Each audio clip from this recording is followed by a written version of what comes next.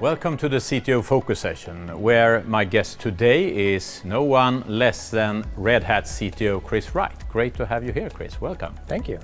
Great to be here.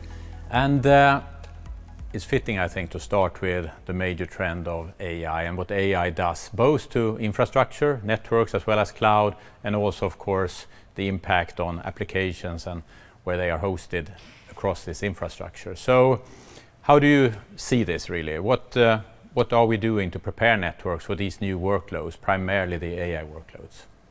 Well, I think we're expecting AI will have a huge impact on networks, both how they're operated and then what use cases can be supported by networks. So we're looking at everything from first building that low-level infrastructure, then supporting what I would call AI in the network, so all the way out to the edge with beamforming or that kind of technology applied within the network.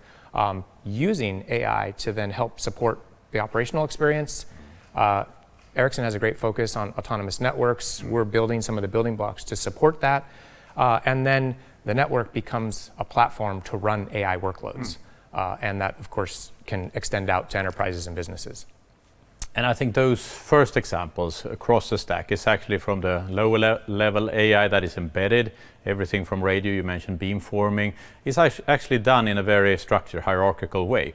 Not just to get the best outcome where you know that you're improving versus the previous more heuristic-based algorithms, but also that you can manage in a good way AI across this with agents at each level, and of course coming up to the operations level where we get benefits already today, running networks more efficiently and of course creating services faster. Right. An autonomous network, typically level 4 then, is one of the targets for the industry to reach as we embed AI in the network. But I think this other part that you mentioned is actually equally exciting, the network, or perhaps a better network for AI workloads. And since I'm enjoying myself to use my AI glasses with support from a very good 5G network, I have the experience of how it comes together. It really needs to be the better network, of course, AI hosted somewhere, public cloud or at the edge, some of it running on the device. I think that's super exciting in terms of how we can jointly work with this kind of optimization. So good starting point. But we are on a journey also on the infrastructure side. Virtualization coming back in a new fashion. We also have the whole cloudification that has started years ago. Now we're well into that, both from a technology point of view as well as from an operations point of view. So how do you see that evolving? Where are we today and what's the coming 3, maybe to 5 years? Well, today we've established virtualization, especially in the network. 4G networks largely virtualized. That was a tremendous amount of work. So a lot of that work was including the operators and changing some of their procedures, learning automation, learning cloud platforms, learning new tools. And so today with 5G networks, we're focused on cloudification. When we broaden the aperture a little bit and look at not just networks, but also enterprises, that journey to cloud is an ongoing journey. So there's software architecture changes that are required to really take advantage of cloud native principles. We're not there 100%. We're more like 20, 25% of the applications moving to either public clouds or to cloud native application designs. And as a result, this virtualization focus on what is the best way to build infrastructure, the most modern, efficient way to build infrastructure to support virtualized workloads, containerized cloud native workloads, but also these new emergent AI workloads. Customers are really rethinking what does that infrastructure look like? Where do I place it? And I think 3 to 5 years, we'll see AI integrated deeply in with applications. We call those intelligent applications as that, taking advantage of that modern infrastructure as the future that we're all building towards.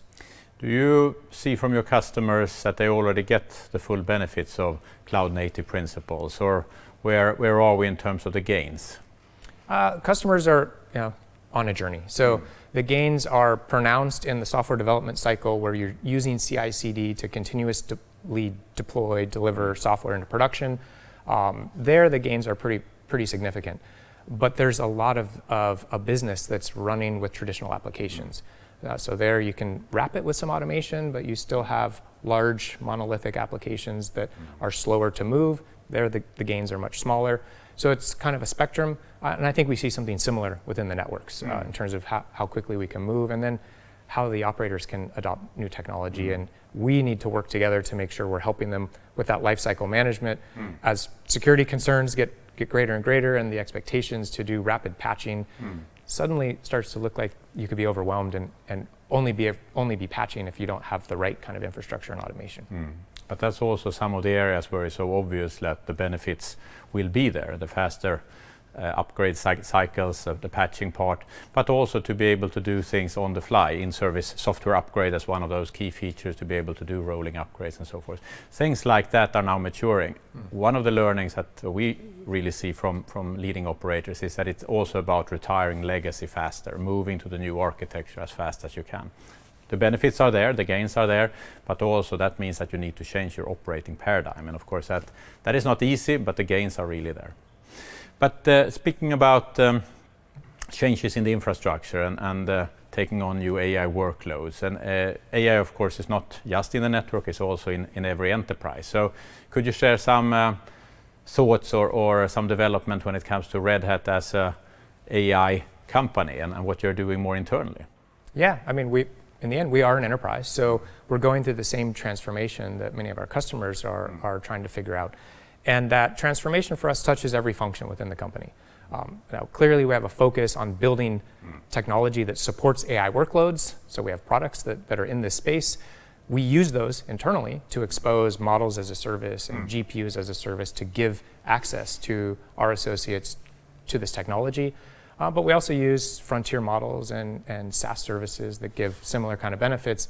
We started with a lot of experimentation. First, we gave essentially everybody an assignment to do learning and experimentation just to expose yourself to the technology. Then we've shifted from that into take those learnings, that experimentation, and apply it to something useful in your job. And in that context, whether it's a back office function or an engineer writing software, we're trying to ensure we discover and then share those best practices. So on the engineering side, where I have responsibility, our expectations are, we're trying to be realistic. Our expectations are we can improve our productivity by 10 to 20%. So you hear the 10x developer, I think it's good in certain scenarios, that's very real, but I think it's good across the board to set 10 to 20% as kind of a target. Productivity boost. And that is not just coding, that would be testing, that would be the verification. Yeah, end to end. And so you can use AI to obviously generate code. There's a lot of conversation around that. It can generate tests. It can automate all of the code testing infrastructure and tell you when you have false positives or things like that. It can improve documentation. You can use code to do sort of intelligent reviews of your software, so we can amplify or augment the human process with machines in any context. And so we're really trying to figure out what are the most impactful, what are the most useful areas to help really amplify our development practices. And I think we see similar things. It's really about that augmentation, of course, in terms of tasks, but also in terms of creating better outcomes. So that's a productivity game, but it's also an opportunity to grow your business and the outcome. So I think it really comes in many ways. Switching back a little bit to where the industry is and how important partnerships are. Now we have a strong partnership when we work together with leading customers, but also to develop solutions that are actually providing end-to-end value. What's your view on partnerships? Of course, you have a well-known leading role when it comes to open source, but partnerships is more than that. Yeah, I mean, open source helps define our DNA and our culture. So it's a lot about collaboration. But the place we sit in the stack, we're a platform company. We enable applications to run on top of hardware as an operating system, and we distribute that through distributed systems like Kubernetes. So the place that we sit in the stack is really about partnering.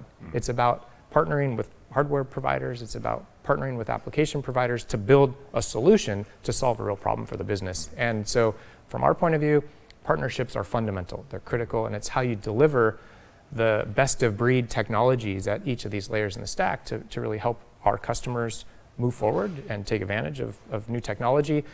So the way I like to think about it is I like Vint Cerf's notion of layers with well-defined boundaries create the ability to innovate above that boundary and below that boundary without impacting one side to the other.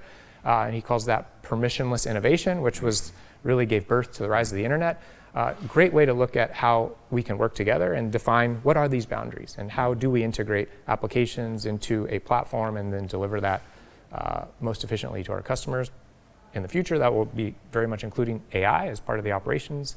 And I think this is where we're working together really wonderfully, and it really is critical for our customers to see us come together and provide integrated solutions. I think it's so important, the fact that we can actually create horizontal platforms in the networks all the way out to the edge and beyond. I think that gives the ability to bring in best solutions, but it also speeds up innovation, to your point. And I think that's true internally as a tool to create separation of concerns and build modular software and build them API first and so forth. All of these things, they really help across the chain, but they also help in the industry because we can bring in partners, not just in the network, but also on top of the network. And I think that may be a topic of a different discussion in terms of how to build applications on top of platforms, build applications on top of network platforms. But it's a great start on the infrastructure side. So big thanks, Chris, for the partnership and for pushing the boundaries together with the mobile industry as well. So great, thank you. Thank you.